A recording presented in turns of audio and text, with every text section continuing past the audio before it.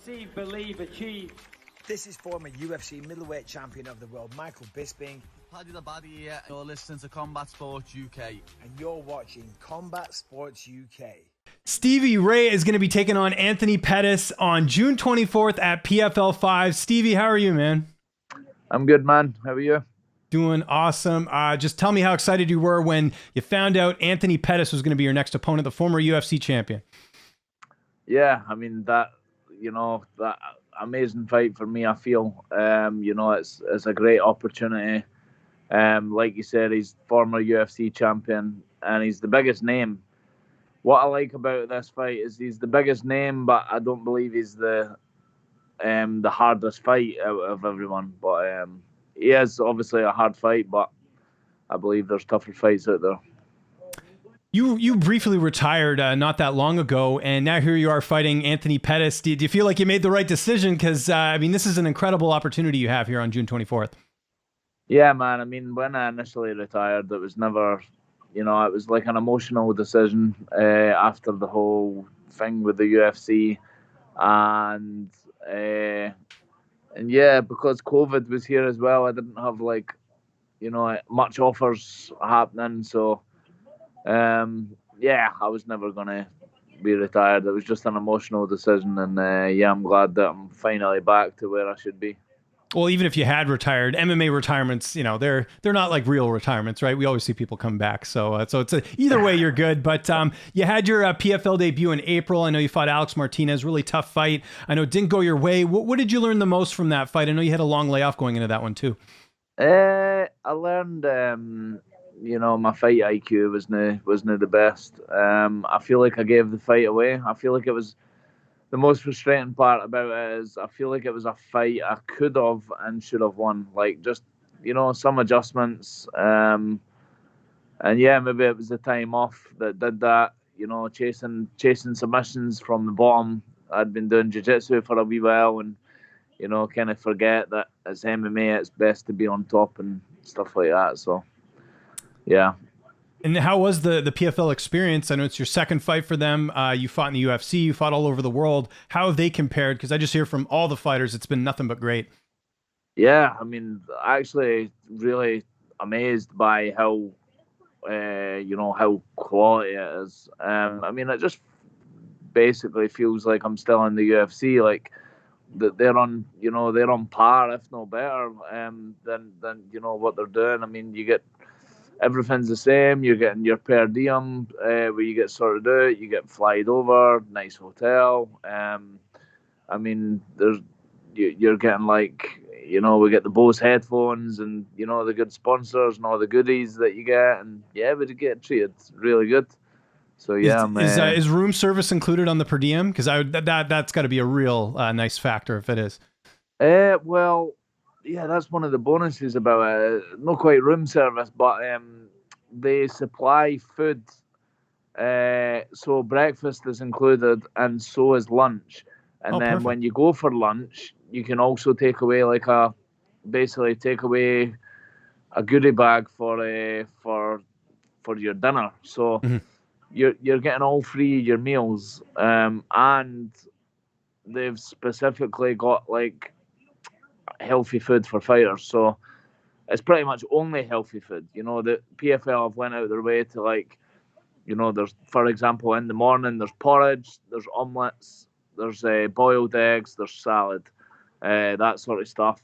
For lunch and dinner, it's like you've got salmon, you've got again eggs, you've got chicken, you've got vegetables, and then rice and couscous and all that kind of stuff. So yeah, it's class, because one of the rubbish things sometimes about fighting away is trying to just get that healthy food, make sure it's not fully salt, fully sauces when you're having to order specific stuff. So yeah. Let's talk about Anthony Pettis. Don't want people thinking this is a food show or anything. He is obviously former UFC champ.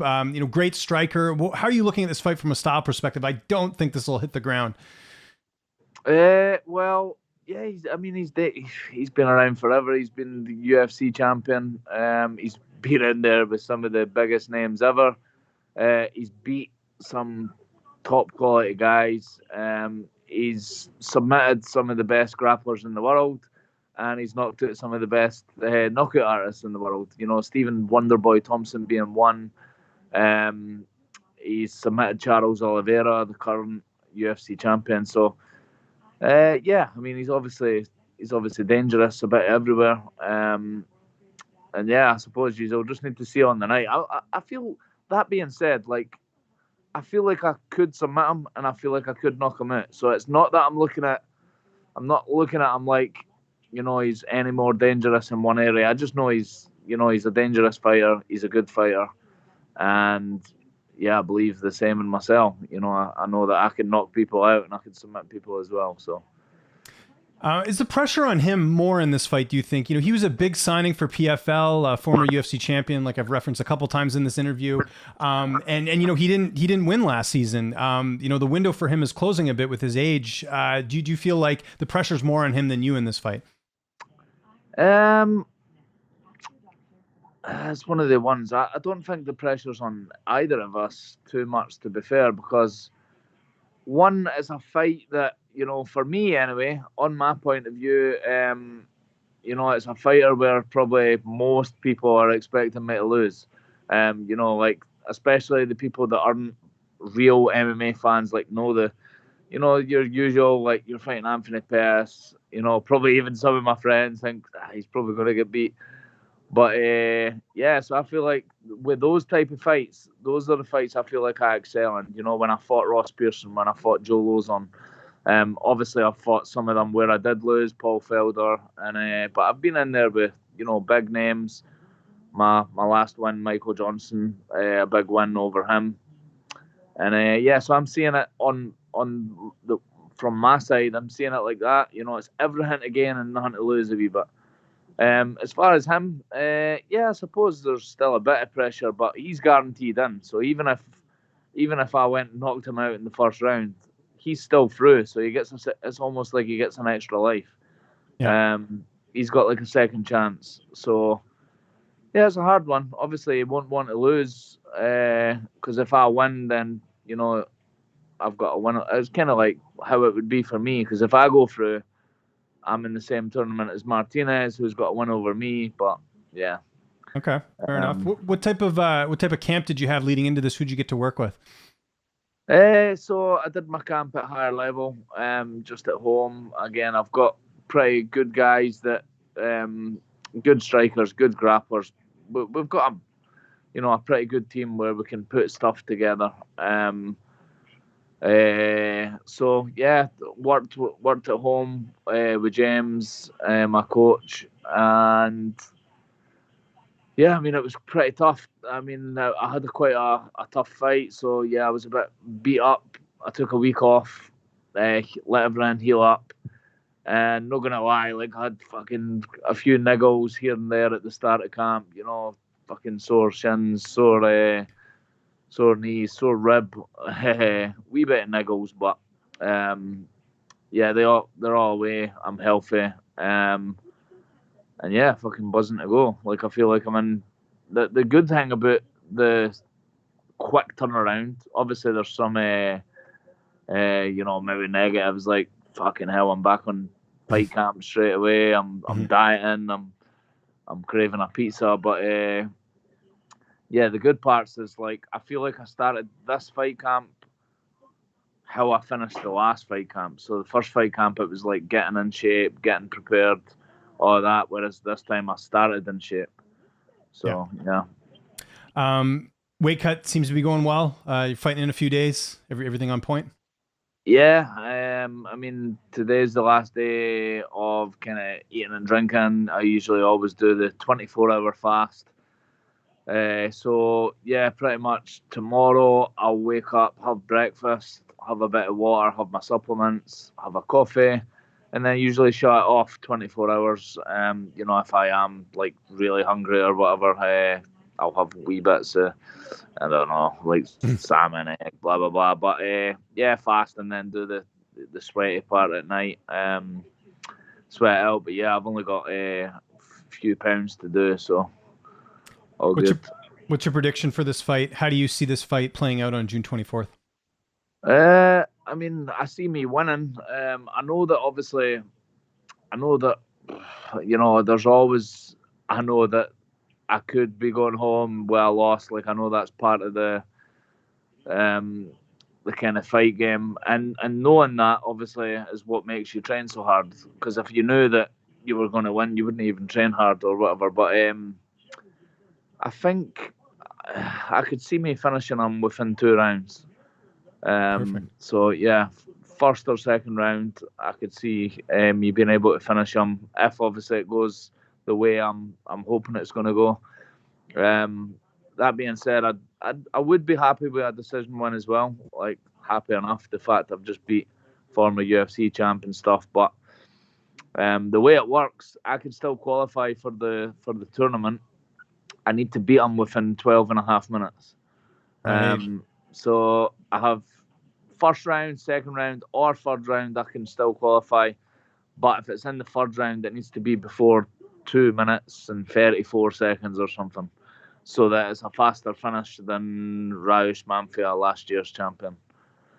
Yeah. Who do you think is the toughest fighter in the division? The toughest fighter, I mean, maybe biggest challenge, I should say. I don't want to say toughest because that could be interpreted a bunch of different ways, but you know what I mean? Like, who do you think is the biggest challenge in your weight class in the PFL this season? I would say maybe who I would maybe get next. I believe I'll probably, if I do qualify, I reckon they would match me with him, and I think it's a hard one. Alexander Martinez has obviously proven that he's tough. He beat one of the favourites, Clay Collard. He beat Marcel as well. That being said, I think if I fought him again, I'd beat him. Obviously a bit biased, but probably maybe Olivier Mercier. He's like, I've trained with him before as well. I know he's good. He's a strong, good grappler. Striking looks pretty good, and yeah, he's unbeaten as well. In the PFL anyway, in the last few fights. So yeah, I know he's a tough matchup. But that being said, he's got his weaknesses and stuff as well that I'd be looking to exploit if I did end up getting him. The end goal here is the $1 million. I'm sure you've thought of it. That's why you signed with PFL. What would you do if you won that $1 million?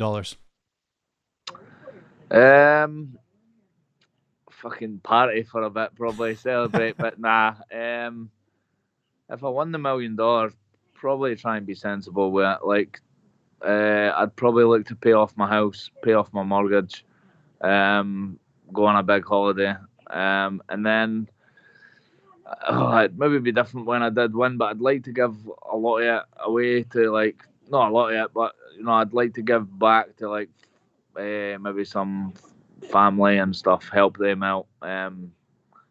Yeah, try and not get too greedy, because I know that money can kind of make you greedy. The more you make, the more you want. And if you've got that mindset where, if just money's the big thing, like you'll never have enough. So I'd like to try and no be like that, and give some away to people that I care about. PFL 5, June 24th. Got to tune into it. Stevie, thanks for doing this, man. If there's anyone you want to thank before we get out of here, I'll give you the last word. Just thanks to all my sponsors. I've got quite a few this time helping me. So just thanks to all them. Check my social media. I've put something together to kind of thank all them. So and follow me on social media, Stephen Ray MMA, on most of all my social media, Facebook, Instagram, Twitter's all the same. Stephen Ray MMA. And thanks to yourself for the interview, man. Thanks for the time.